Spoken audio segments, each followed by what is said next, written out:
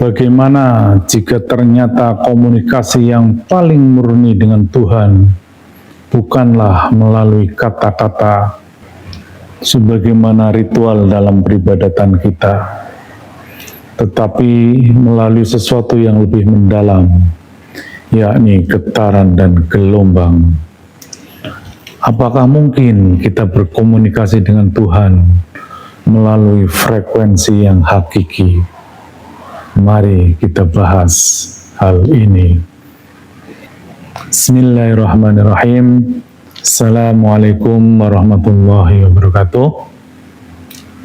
Hari ini kita akan membahas sebuah topik yang sangat mendalam dan menggugah, yaitu bagaimana cara berkomunikasi dengan Tuhan melalui getaran atau gelombang. Dalam kajian ini kita akan memahami bahwa berkomunikasi dengan Tuhan dapat terjadi di luar batasan kata-kata maupun simbol-simbol ritual. Kita akan menyelami bagaimana getaran dan gelombang dapat menjadi medium komunikasi yang paling hakiki dan murni. Mungkin sebagai gambaran atau yang melatar belakangi hal ini adalah sebuah perenungan yang cukup dalam, yang saya mencoba bagaimana sesungguhnya mekanisme komunikasi manusia dengan Tuhan. Nyaris tidak mungkin kalau Tuhan itu berkomunikasi dengan manusia atau dengan makhluknya dengan bahasa, karena bahasa itu sifatnya sangat spesies dan spesifikasi. Jangankan bahasa manusia dengan bahasa hewan, apalagi bahasa tumbuhan dan bahasa benda-benda. Sesama manusia pun, dalam ras yang sama, itu sangat beragam. Mungkin ribuan jenis bahasa yang dikenali oleh manusia. Dalam suatu masa, saya tidak bisa membayangkan bagaimana doa sejak zaman Nabi Adam pakai bahasa apakah itu, kemudian sampai Nabi Muhammad ribuan tahun kemudian. Apalagi kalau kita coba renungkan, bukankah seluruh makhluk ini juga berkomunikasi dengan Tuhannya? Apakah mungkin itu menggunakan bahasa yang kita pahami selama ini? Dalam spesies manusia pun kita amat beragam, kita mengenal bahasa. Baiklah, kita akan coba mengelaborasi hal ini, karena ini sesuatu hal yang amat penting. Jangan sampai ritual kita menjadi sebuah peribadatan yang sifatnya dogmatis, yang sifatnya turun-menurun, yang hanya diajarkan dari nenek moyang kita, tanpa kita mau mendalami, mau berpikir, mau terus mencari kebenaran yang hakiki. Dalam Al-Quran, Allah Subhanahu wa Ta'ala menegaskan bahwa komunikasi langsung antara manusia dan Tuhan sangat terbatas atau bahkan mustahil jika hanya mengandalkan bahasa atau suara biasa. Allah berfirman yang artinya, dan tidak mungkin bagi seorang manusia bahwa Allah berkata-kata dengannya kecuali dengan perantaraan wahyu atau di belakang tabir, dan dengan mengutus seorang utusan, lalu diwahyukan kepadanya dengan seizinnya apa yang dia kehendaki. Sesungguhnya dia maha tinggi lagi maha bijaksana. Quran Surat Asy-Syura 51. Di episode yang lalu sudah kami jelaskan ayat ini. Jadi kami akan lebih mengeksplorasi dari perspektif bahasanya. Ayat ini menunjukkan bahwa komunikasi dengan Tuhan tidak bisa dilakukan secara langsung melalui bahasa atau suara yang biasa kita kenal. Ada tabir perantara atau media tertentu yang digunakan oleh Tuhan dalam menyampaikan pesannya. Namun, apakah ada cara lain untuk dapat berkomunikasi dengan Tuhan atau kita mengeksplorasi apakah itu di balik tabir yang dimaksud. Coba kita sedikit elaborasi tentang keterbatasan bahasa dalam berkomunikasi dengan Tuhan. Bahasa baik lisan maupun tulisan ataupun secara isyarat adalah bentuk komunikasi yang memiliki banyak keterbatasan. Sebagaimana Allah berfirman dalam Quran surat Ibrahim ayat 4, dan kami tidak mengutus seorang rasul pun melainkan dengan bahasa kaumnya, supaya dia dapat memberi penjelasan kepada mereka. Ini menarik. Apakah ini bisa dimaknai Allah punya bahasa manusia? Tentu dan dipastikan tidak, karena Allah adalah laisa kamitslihi syai'un. Akan kita bahas nanti bagaimana kalam Allah kemudian mewujud di alam realitas ini, menyesuaikan sesuai dengan bahasa kaumnya, sesuai dengan perspektif penerima kalam tersebut. Berdasarkan ayat tersebut menunjukkan bahwa bahasa hanya dipahami oleh kelompok tertentu dan tidak bersifat universal. Oleh karena itu, kita dapat memahami keterbatasan bahasa antara lain rentan terhadap salah tafsir, karena makna akan berubah seiring dengan perubahan ruang dan waktu. Kemudian hanya mampu menyampaikan simbol atau gambaran, bukan hakikat sejati, karena kata-kata tidak mampu mengungkap hal yang paling esensial. Dan yang terakhir, dia terbatas oleh ruang, waktu, dan persepsi manusia.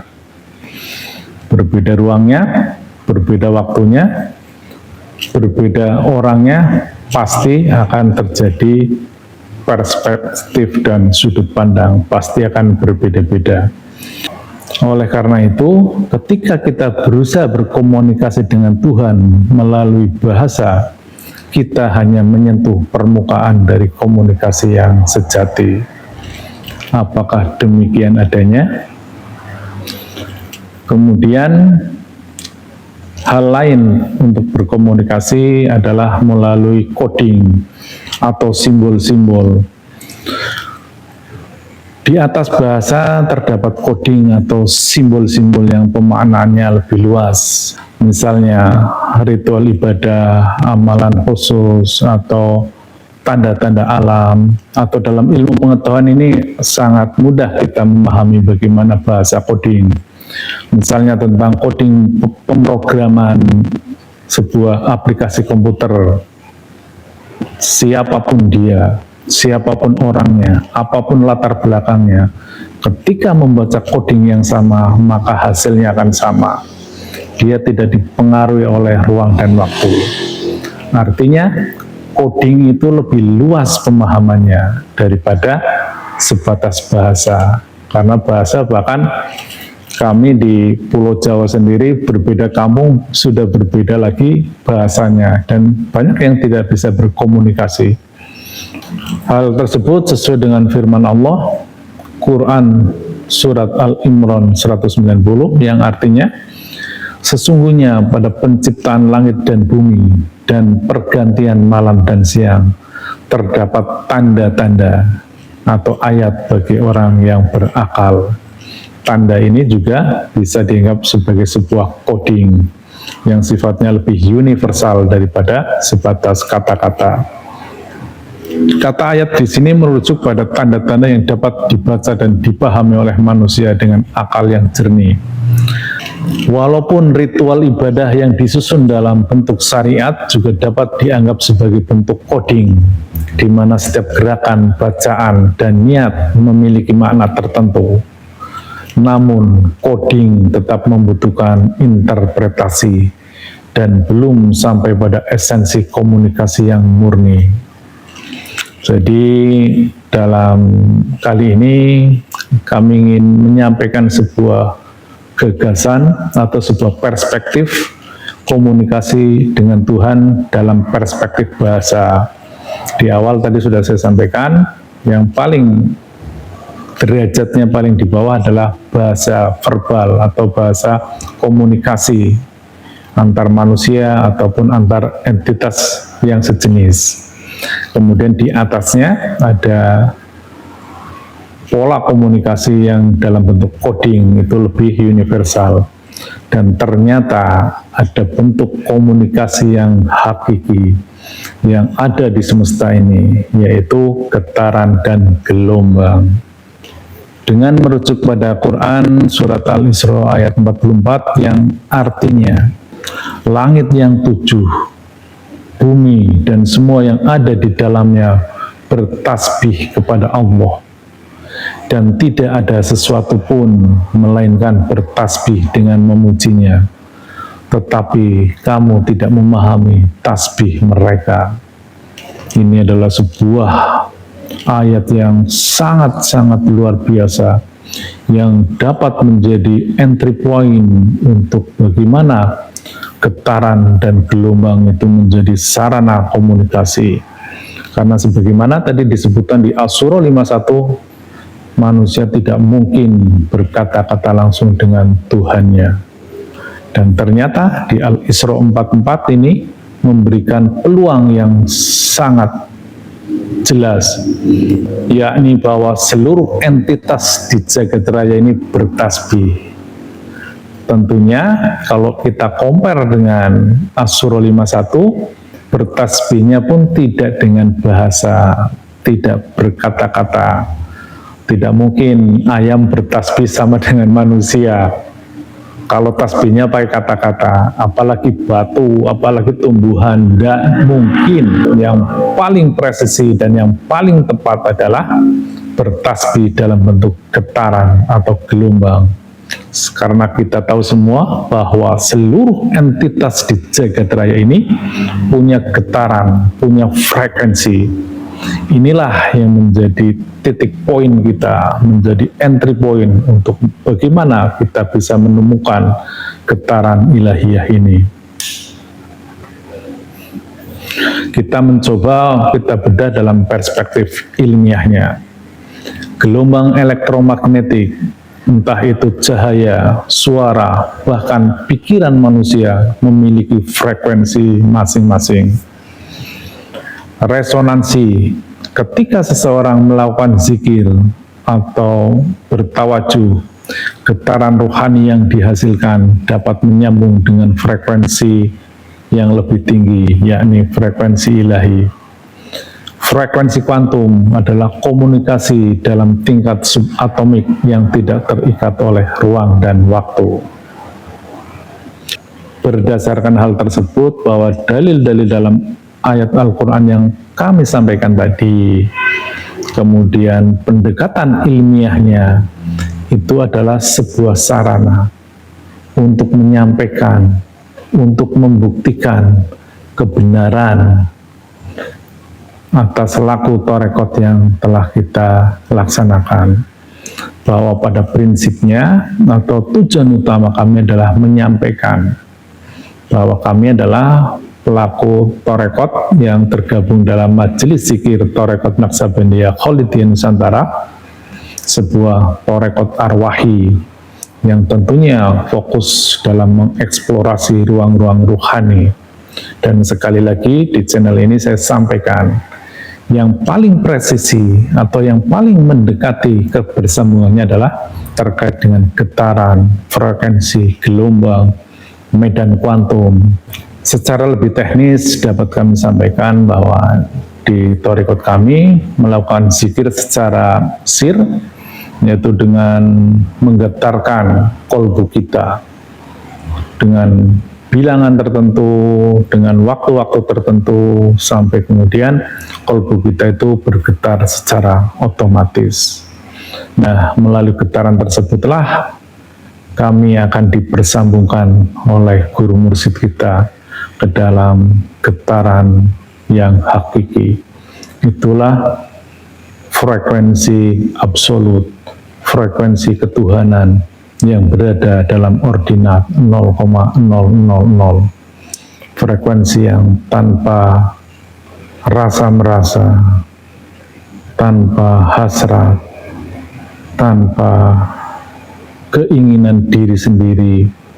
Jadi benar-benar kita memasrahkan sepasrah-pasrahnya sampai benar-benar kita berada dalam ordinat zero. Berdasarkan hal tersebut dapat disimpulkan bahwa bahasa hanyalah simbol terbatas yang hanya bisa dipahami oleh sekelompok entitas tertentu. Bahkan sesama manusia pun berbeda bahasa tidak bisa memahaminya. Apalagi dengan bahasa tumbuhan, dengan bahasa hewan, bahasa benda-benda itu jauh lebih sulit lagi kita memahaminya. Coding atau simbol-simbol adalah lebih mempunyai kedalaman komunikasi, tetapi tetap saja coding membutuhkan interpretasi. Sebagaimana tadi yang saya sampaikan, baik dalam bahasa coding pemrograman ataupun coding dalam ritual beribadah itu perlu interpretasi tertentu.